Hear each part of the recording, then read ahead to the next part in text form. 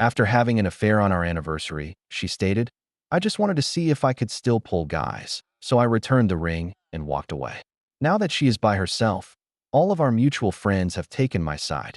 Before we continue with the video, viewers, if you would like to see more stories like this, please hit the like button and subscribe to the channel. Regards.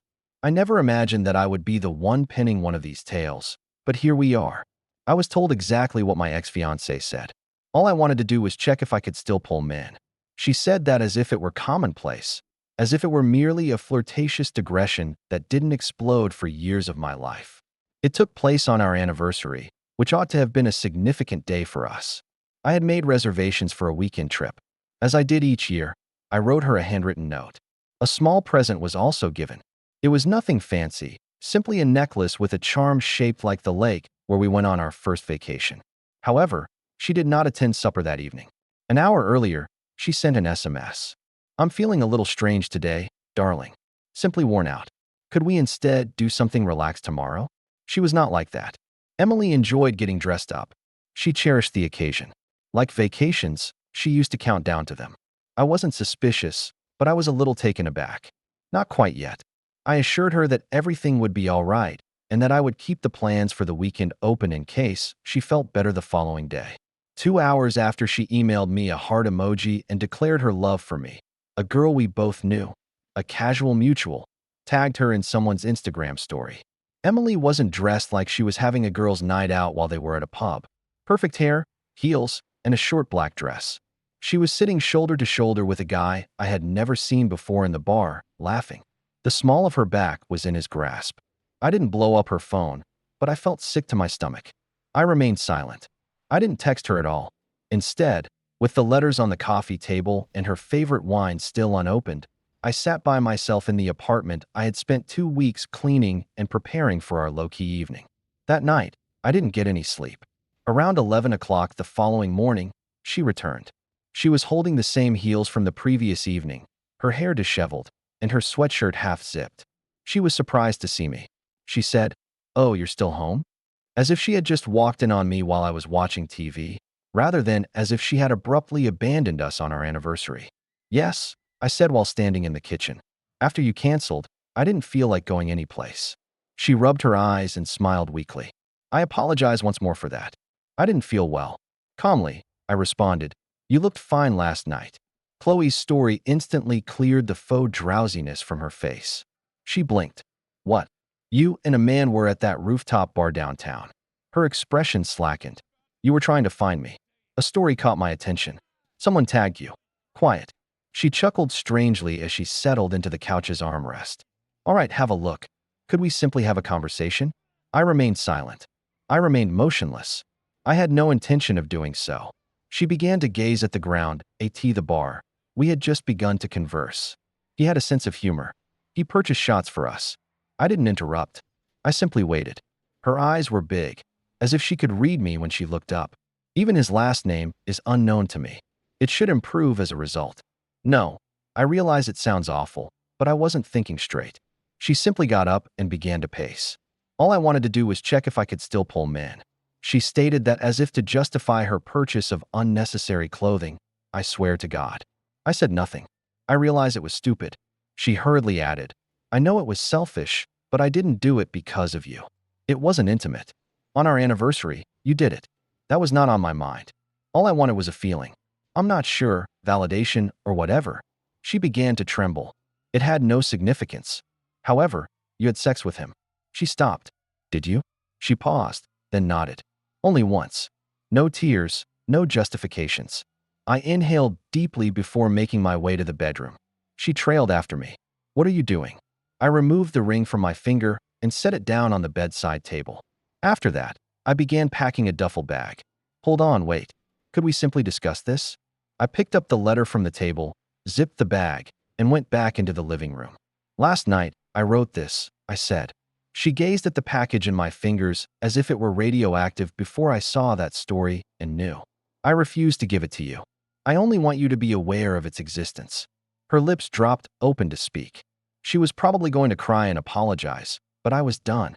"You're correct," I said as I moved to the door. "It had no significance. Not to you." I then departed. I didn't visit any friends. I did not give my brother a call. No one was texted by me. I spent hours driving. There was only the sound of the road and my thoughts racing like a broken record. No music or phone calls. That line lingered in my mind. All I wanted to do was check if I could still pull men. As if I were a cozy old sweater she could hang back up after dressing up with strangers. She said it as though she was discussing putting on a jacket. I made a month-to-month rental reservation that evening using a corporate housing website. Basic furnishings and a studio flat that is too clean to be a home. I didn't want home, though. All I needed was a place free of her. I didn't immediately block her. I believe I was still in shock to some extent that I continued to look at her contact, hoping for, I don't know, an apology that felt like one and not some cowardly, egotistical, and feeble excuse. At approximately midnight, she sent one text. "Are you all right? Talk to me, please." I didn't answer. I knew she would twist it if I started, not because I was attempting to punish her. Make it about her suffering, her error, and her vulnerability. I required space. The days that followed were cruel. I woke up in a strange bed, watched the news to block out the solitude, and ate fast food because I couldn't bring myself to go grocery shopping. All the little things I had lost kept coming to mind. Not the big-ticket items like the anniversary trip, the condo, or the ring.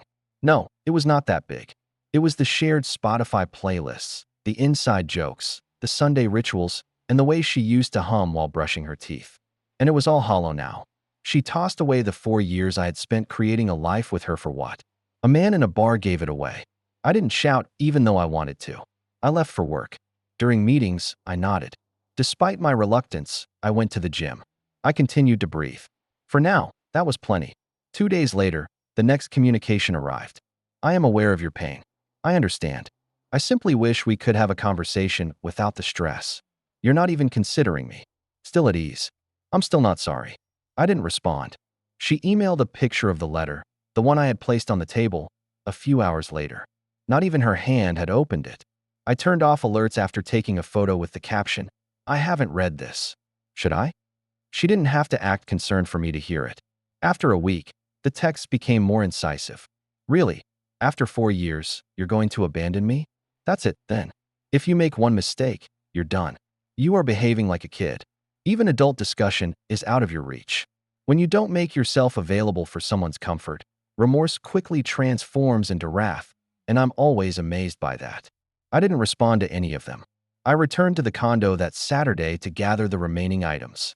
If she was at home, she remained hidden or wasn't. I had myself unlinked from the lease and changed the locks on my own devices. Lawfully, discreetly, and cleanly. The anniversary present was still on the table, undisturbed and unopened. Like the letter, I went out without turning around, leaving the key on the counter. There was only silence, no yelling match, no dramatic encounter, no pleading, no resolution. And for the first time in that quiet, I began to feel almost at peace. Less than 2 weeks passed before the truth became widely known. Not because I told anybody. I didn't make any posts, didn't go on a vengeance tour or vent in the group chat. However, betrayal never goes unpunished, particularly when the perpetrator still believes they are the victim. The friend who posted the story that evening, Chloe, was the first to do so. It must have been too late for her to know she was revealing Emily. A few days later, I received a message from Jenna, a mutual friend. "Hey, did Emily and Chloe tell that tale to a guy on your anniversary?" I told the truth. I simply responded, "Yeah, I left." That's it. No details, but apparently that was enough. Mutual began to piece things together, and some of them texted me separately to express their regret or shock that she would do something like that. I didn't reply to most of them, not because I was angry, but because I knew that word had reached Emily because I received another message from her, this time a voice note. Her tone was abrasive and defensive, and I knew that if people were discussing me, it was because you allowed it. I didn't reply again, but karma was already working quietly and effectively. The first real hit came from her roommate, Tasha, who had lived in the condo with Emily since I left. A week later, I learned through Jenna that Tasha had abruptly moved out and told friends she couldn't live with someone who destroys their own relationship and then plays the victim. And then there was the guy from the bar. She messaged him afterward but received no response, and a week later, while he was hooking up with one of her coworkers, she discovered that he knew she had a fiancé that night and boasted about it. Oh no, But it got worse. Emily attempted to play damage control by sharing ambiguous motivational quotes on Instagram, such as, "Sometimes people leave because they're not strong enough to grow with you, and not everyone will understand your journey." Then I received a call from my sister, Emily. "What?" I asked. She said she wanted to clear the air, and I told her not to contact me again. Apparently, she tried her mom as well, saying she just wanted to explain what really happened. Comments were quiet, likes were low, and some of her usual enablers even unfollowed her. Word had spread farther than she realized. My mom's response was, "Sweetheart, if you have to explain your cheating, it probably did happen." I blocked her number after that. Jenna texted me again a few weeks later. "Emily arrived at Chloe's party last night crying and said, 'She misses you. She was inebriated. I appreciate the update.' That's all," I said. She continued chatting even though I didn't want to know the specifics. "After telling everyone that you were being overly dramatic, she broke down in tears and claimed that you were the only person who had ever truly known her." I giggled and put down my phone. Because it was pitiful, not because it was humorous. This woman demanded sympathy after nuking our anniversary, having an affair with a stranger, and coming clean about it. The individuals who had previously stood up for her were no longer doing so. She attempted another Hail Mary. She was standing close to my car as I was leaving my workout.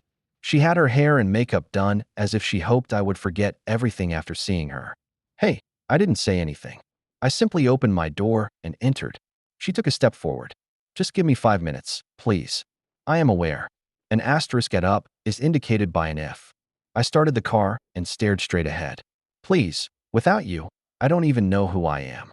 I retreated from the area. With her hands by her sides, she took a step back and watched me drive away. I didn't check my reflection. Now she's falling apart. Her post's desperation, her tone change, and the way she began clinging to the past as if it were a lifeline are all signs of it. However, my anger has subsided. Just finished. She made up her mind. She can now reside there. I thought she would finally understand after the gym event. She didn't. The communications evolved from embarrassing apologies into a full-fledged campaign over the course of the following few weeks. Blocked her primary phone number. She attempted to access our shared streaming accounts using an old email address. "You are missed. I despise myself for my actions. Could we please have a conversation?" Put a stop to that. A series of unidentified numbers leaving voicemails followed. "Without you, I'm not even sure who I am. Are you even interested in me? Please. My best friend is you. I'm more desperate than ever, so please give me 5 minutes and one coffee." Then the handwritten, multi-page apology letter arrived at my temporary address. She didn't even bother to seal the envelope. It was just folded and shoved in the mailbox. This is how it began. "I've been thinking a lot lately. Although I am aware that what I did was unacceptable, I also understand that it wasn't an isolated incident. I believe we both gave up trying." Not at all. Passive wording was used throughout, as if the cheating had just occurred. Like a postscript to our anniversary. Perhaps I should accept some responsibility for my failure to recognize her sense of loss. There was only an argument for why we ought to start over, not any genuine regret. She wanted to relaunch us as if we were some failed endeavor. I didn't even read it all the way through. After folding it once and throwing it in the garbage, I continued with my day. She wasn't finished, though. She sent my sister another message, but this time she used a new strategy. "At least let him know that I'm now in therapy. I'm improving myself." At last, I realized what I did. My sister gave the ideal reaction. "Excellent. Continue taking care of yourself." Then she also blocked her. Emily grew increasingly insane as more doors closed. She followed my new girlfriend on Instagram after creating a burner account. After, 5 consecutive photos, I messaged her. "He got engaged less than 6 months ago, just so you know. The mess he left behind is something I hope you're prepared for." Elegant. Unfazed, my girlfriend showed me the note. Everything was already known to her. In fact, she had experienced something similar. The initial cause of our connection. There was only this mutual understanding that when individuals like Emily discover they're not in the next chapter, they always try to ruin it. There was no drama or envy. My most recent message came from a friend's phone.